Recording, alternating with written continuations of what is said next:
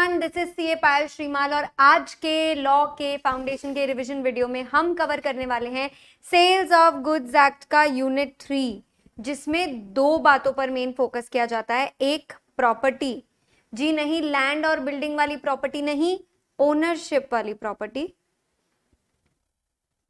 और दूसरा डिलीवरी यानी पोजेशन।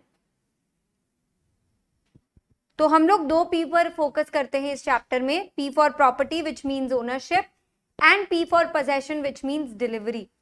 भाई बात ऐसी है कि पहले हम लोग फोकस करने वाले हैं ओनरशिप पर।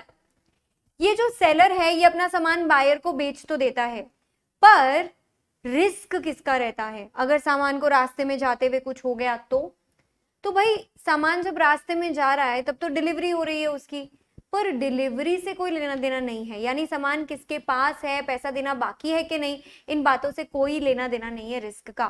देखिए रिस्क को ना प्राइस से फर्क पड़ता ना पोजेशन से, रिस्क को तो भैया फर्क पड़ता है सिर्फ प्रॉपर्टी से, यानी सामान जिसका रिस्क भी उसकी। सेलर ने अगर बायर को प्रॉपर्टी ट्रांसफर कर दी है यानी सेल हो चुकी है, तो रिस्क पास ऑन हो जाता है टू द बायर, यानी सारा का सारा जो भी सामान को नुकसान पहुंचेगा उसका घाटा उठाएगा बायर अगर सेल हो चुकी है तो, और नहीं हुई है तो सेलर उठाएगा। पर ये तो तब जब किसी की फॉल्ट ना हो। अगर गलती से किसी एक पार्टी की फॉल्ट है तो हमेशा पार्टी जिसकी फॉल्ट होती है ना उसी का रिस्क होता है। से फॉर एग्जाम्पल डिलीवरी डिले करवा दी, सेलर ने जानबूझ के डिले करवाई तो भले ही बायर ओनर होगा मगर सेलर घाटा खाएगा। और अगर बायर की गलती है, बायर ने डिलीवरी लेके गया टाइम पर, तो भले ही सेलर ओनर है उससे फर्क नहीं पड़ता, buyer will bear the consequences. Third party ने ही अगर गुड्स को नुकसान पहुंचा दिया, आके ठोक दिया कुछ भी, तो ओनर जो भी होगा ना वो थर्ड पार्टी के अगेंस्ट एक्शन ले सकता है। अब हम लोग बात करने वाले हैं प्रॉपर्टी के रिलेटेड रूल्स की, यानी ओनरशिप से रिलेटेड रूल्स की। हमने तो देख लिया कि रिस्क तब पास होता है जब ओनरशिप पास होती है, पर वही तो आफत है, यही तो समझना है कि आखिर ये ओनरशिप कब पास होती है। तो ओनरशिप पास होने के रूल्स हमने 4 पार्ट में डिवाइड कर लिए हैं, A B C and then D. चलिए अलग अलग प्रकार के गुड्स की अलग अलग डेट पर प्रॉपर्टी जो है वो पास होती है। हमने टाइप्स ऑफ गुड्स ऑलरेडी देख रखे हैं, तो उसमें से अनअसर्टेन गुड्स की प्रॉपर्टी कब पास होगी? भाई जी ये जो गुड्स अनअसर्टेन्ड है ना, इन्हें तो पहले आपको असरटेन करना पड़ेगा, यानी अनअसर्टेन गुड्स को पहले करेंगे आप लोग असरटेन। ये अनअसरटेन्ड असरटेन्ड क्या होते हैं हमने ऑलरेडी प्रीवियस यूनिट 1 और 2 के वीडियोस में कवर करके रखा है। असरटेन्ड गुड्स यानी हमने एक बड़े से गोदाउन में सामान रख रखा है सारा, उसमें से जो बायर है उसने बोला था एक पर्टिकुलर यूनिट खरीदने के लिए कि भाई मुझे 100 किलो चाहिए, तो वो 100 किलो जब बायर लेकर के जाने वाला है उसके पहले सेलर को उसे अलग रखना पड़ेगा। 100 किलो को गोडाउन में साइड करके रखना पड़ेगा। इस साइड करने के कॉन्सेप्ट को असरटेन करना कहते हैं। यानी अनअसरटेन तो तब होता है जब बायर ओरली सेलर को बोल के चले जाता है क्या सामान चाहिए और कितना सामान चाहिए, कौन सी कैटेगरी वाला सामान चाहिए। अब जब सेलर उस सामान को अलग कर देगा ना बायर के खास लिए, तो उसे असरटेनमेंट कहेंगे। यानी आइडेंटिफाई करना और सेट अपार्ट करना, ये असरटेन हो गया। पर असरटेन करके भी अभी रखा तो आपने अपने गोडाउन में ही है, कौन सा तो बायर ले गया या कौन सा आपने बायर को इन्फॉर्म कर दिया, तो तब तक भी प्रॉपर्टी पास नहीं होगी। यानी हमें उस सामान को करना पड़ेगा अप्रोप्रिएट। देखिए अलग करके गोडाउन में पैक करके रख देना माइट बी कॉल्ड असरटेन्ड, लेकिन जब अपने उसको बायर तक पहुंचाने की व्यवस्था करते हैं तब उसे अप्रोप्रिएशन कहते हैं। तो असरटेनमेंट मतलब अलग करके तैयार करके रख देना, अप्रोप्रिएशन मतलब रवाना कर देना उसके पास पहुंचाने के लिए। पर रवाना किसके साथ करते हैं हम लोग? तो हम लोग सामान रवाना करते हैं कैरियर के साथ। कैरियर के साथ रवाना करना इज अप्रोप्रिएशन। तो फिर यहाँ पे अनकंडीशनल अप्रोप्रिएशन क्यों कहा है? अनकंडीशनल मतलब जब मैंने कैरियर को वो सामान ले जाने को कहा, मैंने उसके साथ कोई शर्त नहीं अटैच करी, मैंने सीधा कह दिया जा और बायर को दे के आ जा। अगर मैं ये कहती कि बायर तुझे पैसा नहीं देगा तो तू ये सामान लौटा के वापस मेरे पास ले आना, तो मैं शर्त लगा देती, तब वो कंडीशनल अप्रोप्रिएशन हो जाता। अनकंडीशनल मतलब चाहे जो हो जाए अब ये सामान बायर के पास जाके रहेगा, सेलर उसे रोक नहीं सकता। तो डिलीवरी जो है वो बायर या कैरियर को दे दी है आपने, और अपने पास हक नहीं रखा कि सामान मैं कभी भी डिस्पोज कर सकता हूँ, किसी और को बेच सकता हूँ अगर पेमेंट नहीं आई। तो ऐसा कोई हक आपने पास रिजर्व करके नहीं रखा, no right of disposal was reserved. तो ये हो गया आपका दो शर्त जिससे अनअसर्टेन्ड गुड्स जो हैं उनकी प्रॉपर्टी पास होती है। एक जब आप उसे असरटेन कर देते हो, दूसरा आप जब उसे अप्रोप्रिएट कर देते हो। अब अप्रोप्रिएशन करने के नियम है। What are the rules related to appropriation? सबसे पहले हम बात करेंगे कि अनअसर्टेन गुड्स की कब पास हो जाती है प्रॉपर्टी। नंबर 1, गुड्स होंगे डिस्क्राइब्ड, पर उनकी बहुत सारी क्वांटिटी होंगी। बहुत सारी क्वांटिटी को आपको पहले जो भी डिलीवरेबल स्टेट है उसमें तैयार करना पड़ेगा। मतलब ये पॉइंट तक तो हम लोग क्या कर रहे हैं, ये पॉइंट तक तो हम लोग कर रहे हैं असरटेनमेंट।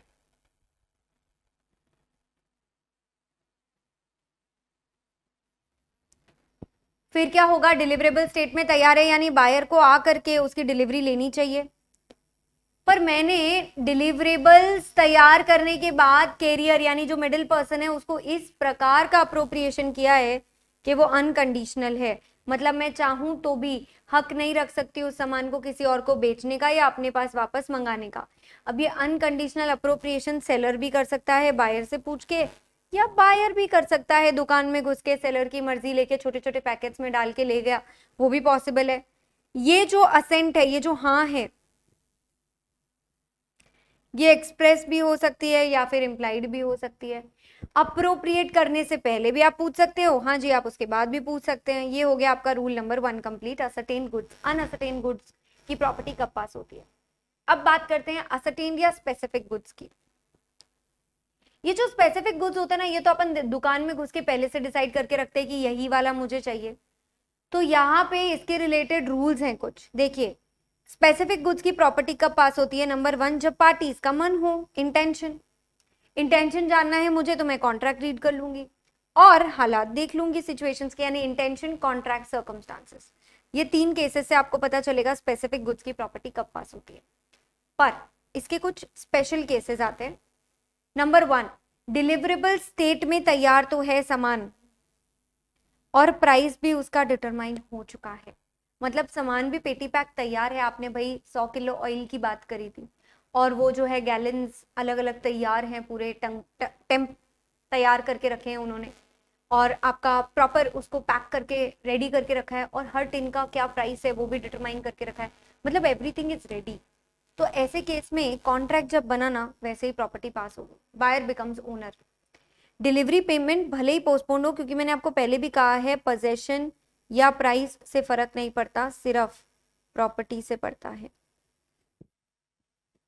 ओके, अब सेकंड केस में क्या हुआ है, डिलीवरेबल स्टेट में तो अभी भी तैयार है, सामान पूरा रेडी है, पर वो सामान कैसा है, जैसे आप किसी से गोल्ड बनवाते हो तो आपने जो ज्वेलरी बनवाई ना, उसमें कितना गोल्ड लगेगा एग्जैक्टली वो पहले से पता नहीं होता, सिर्फ एक रफ आइडिया होती है। तो उस बेसिस पे वो आपको एक ब्रैकेट में रेट बताते हैं।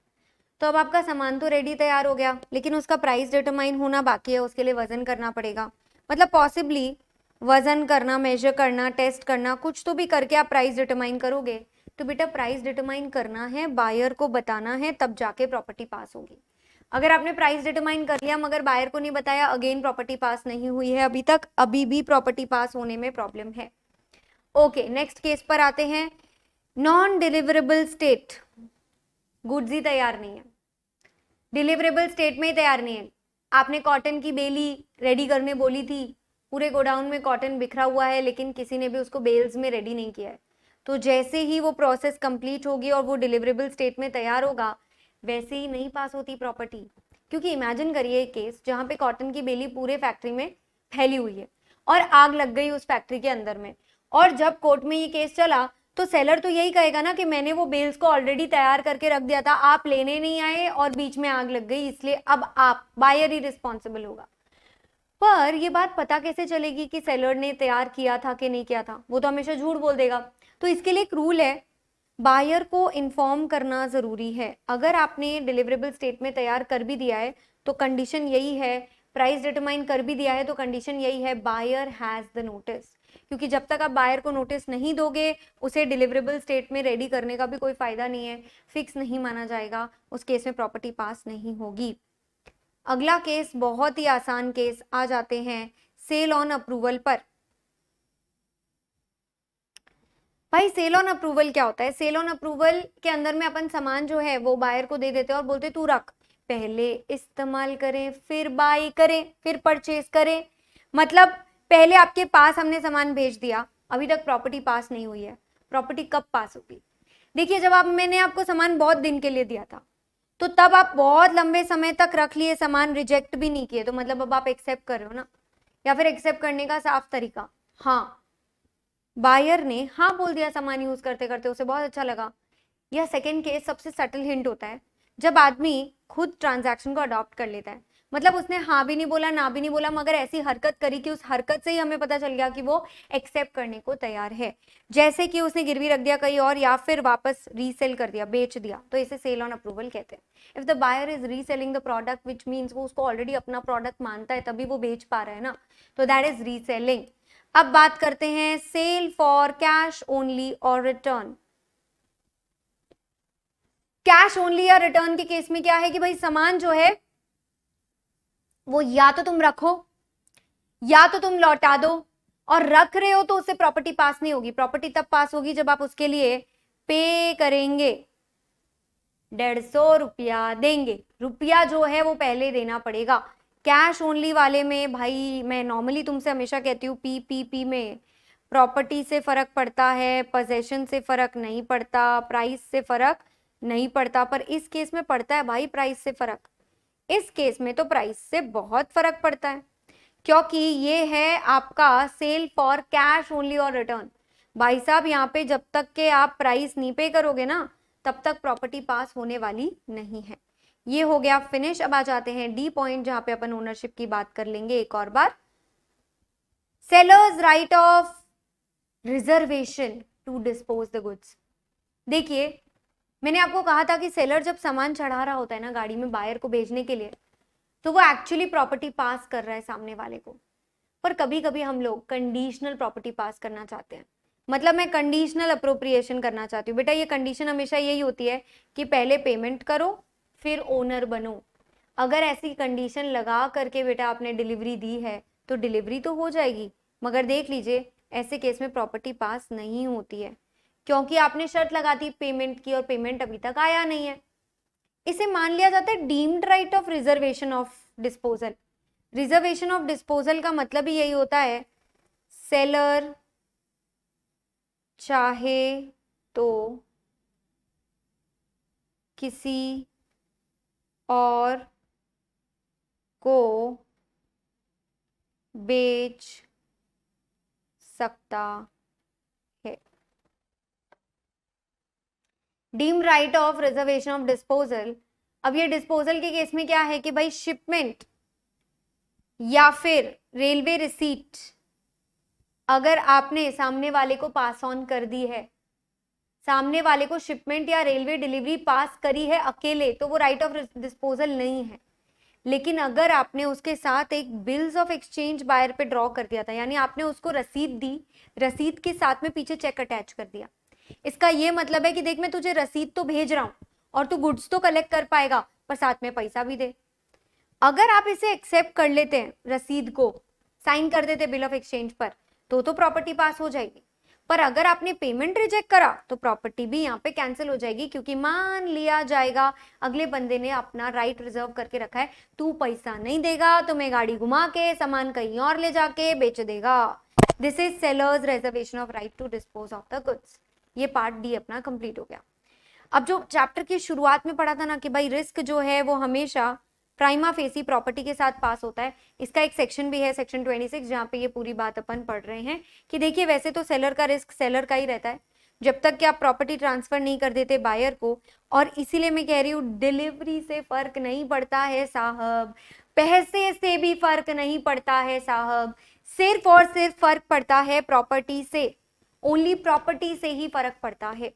अब बात करते हैं इसके एक्सेप्शंस की। कुछ केस ऐसे जहां पर जिसका ओनरशिप है उसका रिस्क नहीं है। नंबर 1 डिलेड डिलीवरी, जिसने डिले किया ना डिलीवरी को उसका रिस्क हो जाएगा।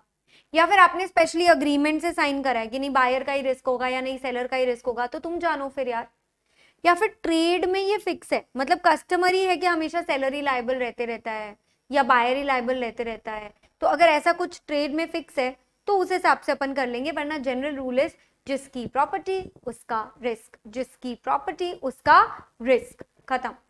अब आ जाते हैं एक टॉपिक पर जिसका नाम है nobody can transfer a better title than he himself has.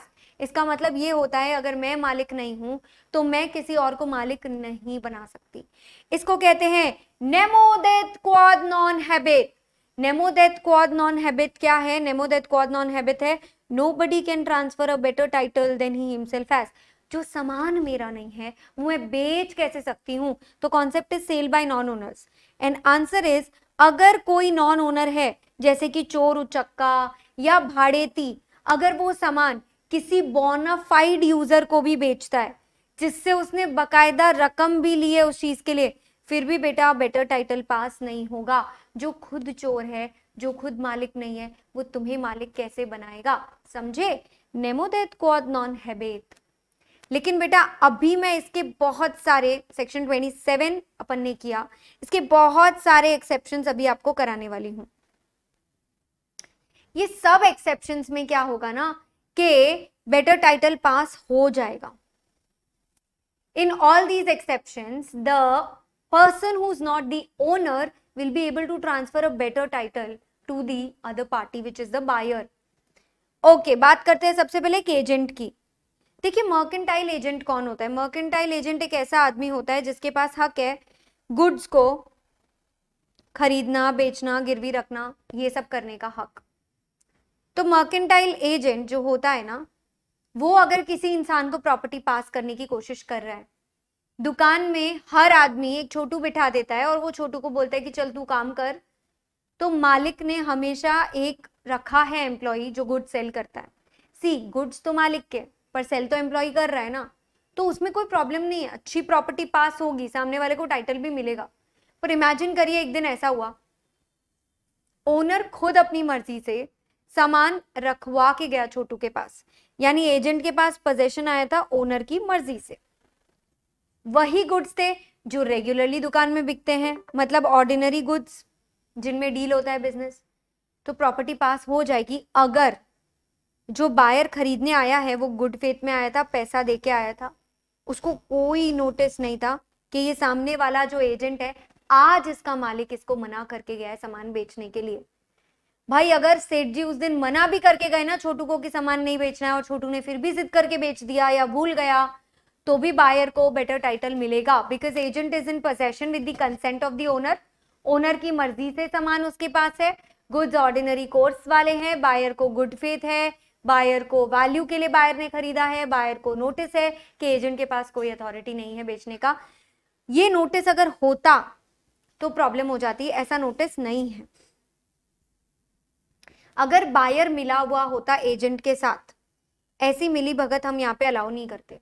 मतलब ये सेक्शन किन के लिए बना है? इनोसेंट बायर्स के लिए, क्योंकि ओनर तो इनोसेंट है ही, पर ओनर से ज्यादा इनोसेंट बायर है। इमेजिन करो तुम किसी दुकान में घुस जाओ, सामान खरीद लो और फिर तुम्हें पता चले कि दुकानदार का तो हक ही नहीं था बेचने का, तो तुम्हें कितना बुरा लगेगा। तो इसके लिए हम ज्यादातर पहले आउटसाइडर की नजर से देखते हैं। सेकेंड केस में जॉइंट ओनर है। अब जॉइंट ओनर है, उसे हक तो है बेचने का, पर अकेले को हक नहीं है। यहाँ हुआ क्या है, एक ही ओनर के पास सबकी मर्जी से गुड्स की पोजेशन आ गई है, बाकी सारे ओनर्स की मर्जी से। अगेन एक बायर है जिसने गुड फेथ और वैल्यू में खरीद लिया और उसको कोई नोटिस नहीं था कि ये अकेला जॉइंट ओनर बेच नहीं सकता। मतलब नीचे वाली दो कंडीशन फर्स्ट और सेकंड में सेम है। इनफैक्ट ये कंडीशन तो सब में सेम है कि बायर ने गुड फेथ में किया है, बायर को नोटिस नहीं था। These conditions are same for every place, क्योंकि मैंने क्या कहा, बायर इनोसेंट होना जरूरी है। Third case is possession person के पास वॉइडेबल कॉन्ट्रैक्ट के अंदर। देखिए एक वॉइडेबल कॉन्ट्रैक्ट तब बनता है जो बनता है फ्रॉड से, अनड्यू इन्फ्लुएंस से, कोवर्जन से, मिस रिप्रेजेंटेशन से। इस प्रकार की जो ये प्रॉब्लम्स है जिस वजह से वॉइडेबल कॉन्ट्रैक्ट बनता है, तो आप समझ के चलिए कि एक सेलर था जिससे बायर को मिल गया वॉइडेबल कॉन्ट्रैक्ट के अंदर सामान। अब मौका था ना सेलर के पास कॉन्ट्रैक्ट को कैंसिल करने का, क्योंकि वॉइडेबल में तो ऑप्शन होता है, पर ऑप्शन तो आपने फटाफट एक्सरसाइज करना चाहिए। इस केस में क्या हुआ है, तब तक कॉन्ट्रैक्ट रिसिंड नहीं हुआ है और जो बायर है जिसने ये सामान खरीदा था fraud, undue influence, coercion, misrepresentation करके, उसने एक और बायर को बेच दिया ये सामान। वो बायर बिल्कुल गुड फेथ और वैल्यू के लिए सामान खरीदा और उसको बिल्कुल आइडिया नहीं है कि सेलर जो है उसका टाइटल डिफेक्टिव है। अगला provision, person in possession after sale. See first case में क्या हो रहा है, फर्स्ट बायर, सेलर के पास अब तक सामान पड़ा है, पोजेशन इसके पास है, पर ध्यान से सुनिएगा, प्रॉपर्टी पास हो चुकी है बायर को, प्रॉपर्टी बायर 1 को पास हो चुकी है। और अब क्योंकि सामान सेलर के पास पड़ा था उसी की दुकान में और कोई दूसरा बायर आया खरीदने, सेकंड बायर, सेलर इतना डीट है क्योंकि उसको ज्यादा पैसे मिल रहे थे इसलिए उसने सेकंड बायर को बेच दिया। अब आप जब दुकान से सामान खरीदते हो कभी तो आपको थोड़ी मालूम होता है कि ये सामान तो पहले भी किसी और ने खरीद लिया होगा। आप तो ऑफकोर्स वो सामान लोगे, बिल पे करोगे, हंसते हंसते वहां से रवाना हो जाओगे। तो सेकंड बायर तो बड़ा यार भगवान का बंदा है, गुड फेथ में उसने काम किया है, उसको कोई आइडिया नहीं थी कि मेरे से पहले भी कोई है जिसको ये पांडु बना चुका है सेलर, तो उसको कोई आइडिया नहीं थी प्रीवियस सेल की। ऐसे में क्या होगा, देखिए भले ही ओनर तो फर्स्ट बायर है मगर सेलर बेच रहा है सेकंड बायर को, तो भी गुड टाइटल पास होगी। सेकंड तरफ आते हैं, इस बार बायर है जो ओनर नहीं है, सेलर ही ओनर है। बायर ने तो बस बोला था मैं खरीदूंगा और पोजेशन ले ली, जस्ट लाइक योर जो टॉपिक अभी अपन ने पढ़ा है कि भाई हम लोग लेके रख लेते हैं एक बार सामान, सेल ऑन अप्रूवल वाला, वैसा ही टॉपिक है। सेल ऑन अप्रूवल में जो सेकंड कंडीशन थी ना कि हम अडॉप्ट करने के लिए रीसेल भी कर सकते हैं, बस वही वाला पॉइंट है यहाँ पर कि एक सेलर है, सामान उसने बायर को दे दिया, सेलर अब तक मालिक है, देखिए ओनर तो सेलर है, ओनर तो अब तक सेलर ही है, मगर पहले बायर ने दूसरे बायर को बेच दिया, second buyer receives in good faith, कोई नोटिस लियन या उसका कुछ मालूम नहीं है उसको। देखिए ऐसा है कि क्योंकि ये जो फर्स्ट बायर है उसने अब तक पे नहीं किया है पैसा सेलर को, इसीलिए सेलर ने लियन एक्सरसाइज कर लिया है, सामान को अपने पास रख लिया है। बायर के पास प्रॉपर्टी तो है नहीं, फिर भी उसने सामान आगे बेचा है और वो भी बेचा है सेलर की कंसेंट से। ये अपन यूनिट 4 में पढ़ते हैं कि अगर सेलर खुद होके बायर को कह रहा है तू मेरी मर्जी से सामान आगे बेच दे, वहां से जो पैसा आएगा उससे मुझे पैसा दे देना, तो अगर ओनर भले ही सेलर है मगर बायर बेच रहा है तो भी सेकंड बायर को गुड टाइटल मिलेगा। इसका सिर्फ एक ही एक्सेप्शन है, हायर परचेज। हायर परचेज में कोई भी सेलर जिसने भाड़े पे सामान लिया है वो कभी किसी और को बेच नहीं सकता, खत्म। ये हो गया person in possession after cell. एक बात कर लेते हैं एस्टोपेल की। देखिए एक ट्रू ओनर है और एक फेक सेलर है, ट्रू ओनर और फेक सेलर दोनों आमने सामने खड़े हैं और बायर को ट्रू ओनर ने अपनी हरकतों से बिलीव कराया जैसे कि ये जो फेक सेलर है इसके पास सच में बेचने की अथॉरिटी है, तो बाद में ये ना नहीं बोल सकता, बाद में मना नहीं कर पाएगा क्योंकि खुद की हरकतों से दिखाया ना मालिक कोई और है, तो बाद में रिजेक्ट नहीं कर सकते। अब बात आती है अनपेड सेलर की। एक अनपेड सेलर अपने हक के लिए लियन या स्टॉपेज करेगा, यूनिट 4 में देखेंगे अपन, सामान की पोजेशन अपने पास लेके रख लेगा, फिर भी पेमेंट नहीं आ रही है तो वो ढूंढेगा दूसरे बायर को और उसको सामान बेच के जो है बेटर टाइटल मिल जाएगी नए बायर को, क्योंकि नए बायर की क्या गलती, अनपेड सेलर है वो तो बेचेगा ही ना सामान। अब बात करते हैं फाइंडर ऑफ द गुड्स। अगर आपको राह पड़ा है कोई सामान मिल गया तो आपको ये नहीं करना है लेफ्ट देगा राइट देगा जेब में डाल ली, जी नहीं, आपको रियल ओनर को ढूंढना है। ओनर मिला ही नहीं, ओनर मिला मगर आपने उसको ढूंढने के लिए जो खर्चे करे वो देने को तैयार नहीं है। या आपको सामान जो पड़े हुए मिले टमाटर, अब टमाटर पड़े हुए तो कैसे ही छोड़ सकते हैं, उठा लिया आपने, पेरिशेबल गुड्स है, इनकी वैल्यू तो खत्म हो जाएगी, तो आपको इन्हें बेच देना है। इसके अलावा लॉफुल चार्जेस, अगर आपने उस आदमी को ढूंढने में ही 2/3 वैल्यू ही खत्म कर दी गुड्स की, उतने रुपए तो खर्च कर दिए, तो आप उसे मिलकर क्या बोलोगे, हाँ जी मैंने आपका सामान ढूंढ दिया, अब इसको ढूंढने में जितने पैसे लगे उसमें काम करिए, सामान बेच के सारा पैसा मुझे दे दीजिए। तो बोलेगा पागल है क्या, अगर मेरा ही पूरा खर्चा कराना था तो मुझे ढूंढा ही क्यों, इससे अच्छा तो बेच के रख लेता खुद ही, वही करना है हमें। पाउनी कौन है, पाउनी यहाँ पे एक बैंक है। देखिए आप पाउनर है, पाउनर यानी बोरोवर, बोरोवर ने बैंक से लोन लिया, लेके डिफॉल्ट कर दिया, तो ऑफकोर्स आपने कुछ ना कुछ उसके पास गिरवी रखवाया हो ना। बैंक आपको एक बार नोटिस देगी कि हम आपका सामान बेच रहे हैं और फिर वो बेच देगी और जिसको बेचेगी उसको गुड टाइटल मिल जाएगा। नीलामी से कोई भी सामान खरीदेगा तो उसको गुड टाइटल मिलता ही है, उसमें कोई प्रॉब्लम नहीं है। देन आता है ऑफिशियल असाइनी या लिक्विडेटर, इसको तो कोर्ट अपॉइंट करता है। एक लिक्विडेटेड इंसॉल्वेंट कंपनी का प्रॉपर्टी बेचने के लिए, तो ये लिक्विडेटर कोई कंपनी के असेट का मालिक नहीं है, पर ये जिस भी बायर को बेचेगा इसे गुड टाइटल मिलेगा। इंसॉल्वेंट मतलब ऐसी सिचुएशन जहां पे आप अपने डेट्स पे नहीं कर पा रहे हो, भले ही आपने खुद को इंसॉल्वेंट बोला हो या नहीं। Coming on to the last part of the chapter, that is delivery of goods.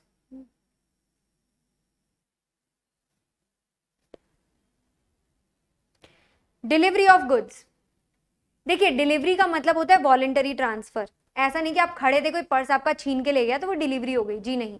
हाँ, मगर आपको पोजेशन, सामान का एक्चुअल पोजेशन एक आदमी से दूसरे आदमी के पास देना है। अनफेयर मीन से अगर कोई आपके पास से ले गया तो उसे डिलीवरी नहीं बोलेंगे। डिलीवरी के रिलेटेड एक रूल सेक्शन 31 है जो कहता है सेलर का काम है डिलीवर करना, और हाँ जी बायर का काम है एक्सेप्ट करके पे करना उसके लिए। ये दोनों कॉन्करेंट कंडीशन है, मतलब सेलर रेडी होना चाहिए डिलीवरी देने के लिए, बायर रेडी होना चाहिए पेमेंट के लिए, रेडी एंड विलिंग। 3 प्रकार की डिलीवरियां होती हैं। एक होती है बेटा एक्चुअल डिलीवरी, जिसमें फिजिकली गुड्स एक जगह से दूसरी जगह पास ऑन हो रहे हैं, लेजिट सामान ही सामने वाले के हाथ से आपके पास आ रहा है। जैसे आप मिंत्रा, अमेजॉन यहाँ से कुछ पार्सल मंगाते हैं तो वो डिलीवरी पर्सन आके आपको सामान ही पूरा का पूरा हैंड ओवर करता है। जबकि कंस्ट्रक्टिव डिलीवरी में क्या होता है, कुछ नहीं होता है, कुछ नहीं होता है, फिर भी डिलीवरी हो जाती है। पोजेशन में कोई चेंज नहीं आया, कुछ भी नहीं हुआ, फिर भी पोजेशन में चेंज आ गया।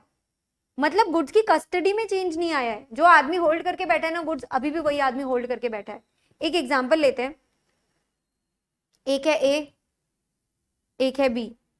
ए ने बी को सामान बेचना है, तो एक्चुअल डिलीवरी क्या होगी कि ए अपने हाथ से सामान लाया, उसने बी को पकड़ा दिया, ये तो हो गई एक्चुअल डिलीवरी। पर अगर सपोज ये सामान नहीं लेके आए आप, और आपने क्या किया, आपने बी को कहा आज से गुड्स तेरे, फिर डिलीवरी पास हो गई। कैसे?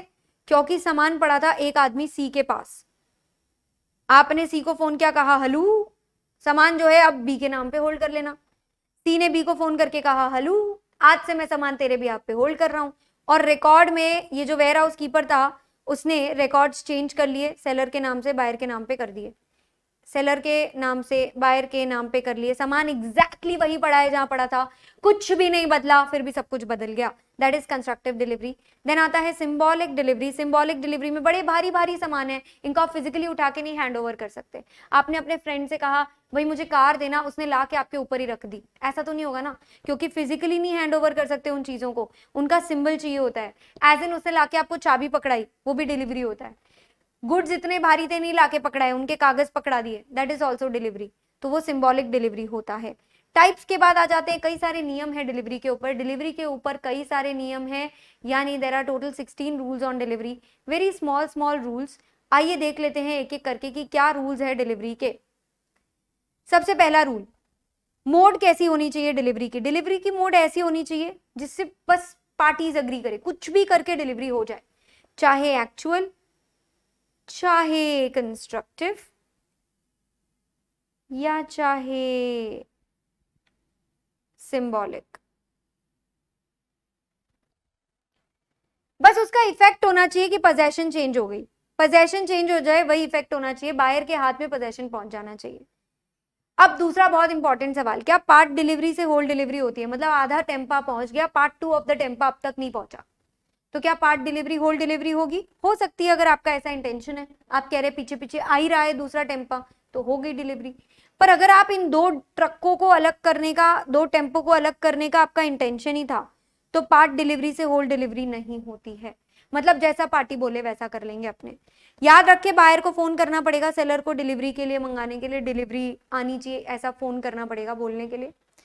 अब किसकी डिलीवरी कहाँ होती है, मतलब गुड्स की टाइप से मैं प्लेस ऑफ डिलीवरी पे पहुंचूंगी। सबसे पहले सामान अगर बिक गया तो प्लेस एट विच, जहां पे टाइम ऑफ सेल पे सामान था वही प्लेस ऑफ डिलीवरी होगी। मैम क्या हम चाहें तो इस प्लेस को चेंज कर सकते हैं? जी हाँ, याद रखिएगा हमेशा specific always prevails over general. तो अगर आपने कोई स्पेसिफिक जगह ऑलरेडी चुन ली है तो हमेशा वही जगह आएगी, अगर आपने कोई जगह नहीं चुनी है तो हम at the time of sale वाली जगह ले लेंगे। गुड्स अगर सिर्फ अग्री हुए हैं, अब तक बिके नहीं है, तो जिस जगह अग्री हुए हैं, टाइम ऑफ अग्रीमेंट के टाइम पे जहां सामान था वही प्लेस ऑफ डिलीवरी बनेगी। मैम गुड्स है ही नहीं, तो फिर ये तो अग्रीमेंट था, तो eight the time of agreement तो कोई जगह ही नहीं थी, कोई गुड्स भी नहीं थे, तो भाई जहां वो बने वही प्लेस ऑफ डिलीवरी आपकी बन जाएगी। टाइम क्या होगा? टाइम भाई जैसा डिसाइड हुआ है, और अगर कुछ नहीं डिसाइड हुआ तो रीजनेबल टाइम। अगर बाई चांस थर्ड पार्टी के पास हो गुड्स जब आपको डिलीवरी करना हो, जैसे ये वाले एग्जांपल में था थर्ड पार्टी के पास में, तो बेटा तब तक गुड्स पास नहीं होंगे जब तक ये थर्ड पार्टी फोन करके बायर को ना कह दे हाँ जी हलू मेरे पास है आपके बिहाफ पे सामान, यानी एक्नॉलेजमेंट। तो ये वाला पॉइंट आ जाएगा कि थर्ड पार्टी को फोन करके बायर को एक्नॉलेज करना पड़ेगा, I am holding goods on your behalf. ऐसा तब रिक्वायर्ड ही नहीं होगा जब ट्रांसफर बाय डॉक्यूमेंट से हुआ है, यानी अगर सेलर ने बायर को गुड्स के already original documents he pass on कर दिए तो कोई वेयर हाउस ओनर के फोन की जरूरत नहीं है, बी यानी बायर ऑलरेडी मालिक है क्योंकि सामान के डॉक्यूमेंट्स उसके पास है एंड एवरीथिंग डॉक्यूमेंट से ही होता है।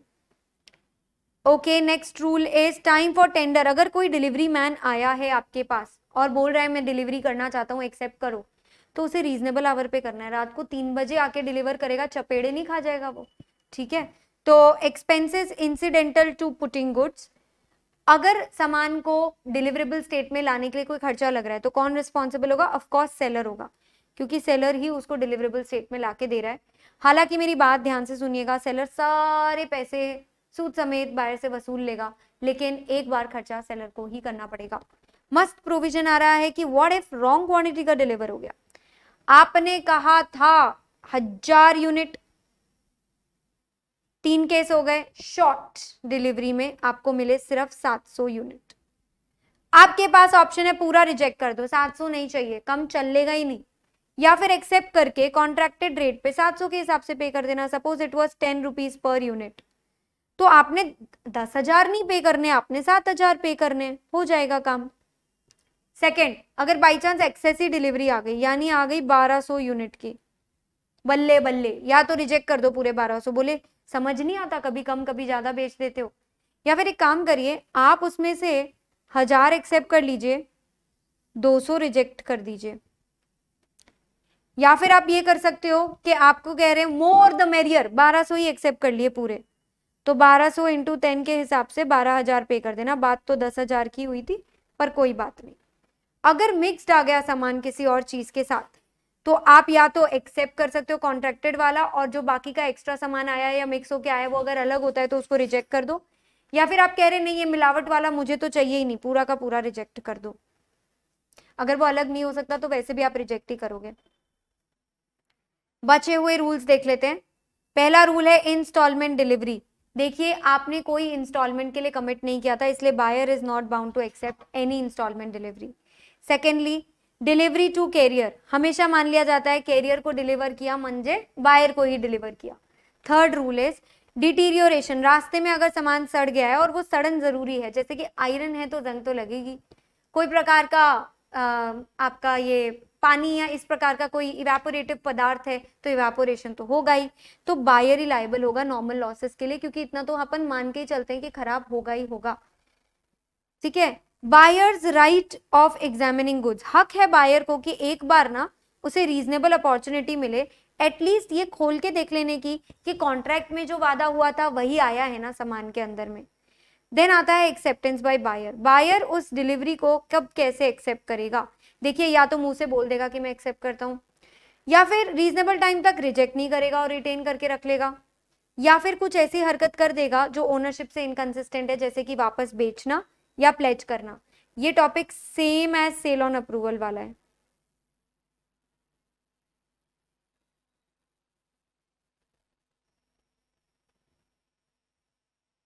Buyer not bound to return the rejected good, suppose वो एक्सेप्ट नहीं करता और उसे रिजेक्ट करना है तो कोई बात नहीं, आपको रिजेक्ट करके उसके यहाँ लौटा के नहीं आना, आप सिर्फ रिजेक्शन उसको बता दो।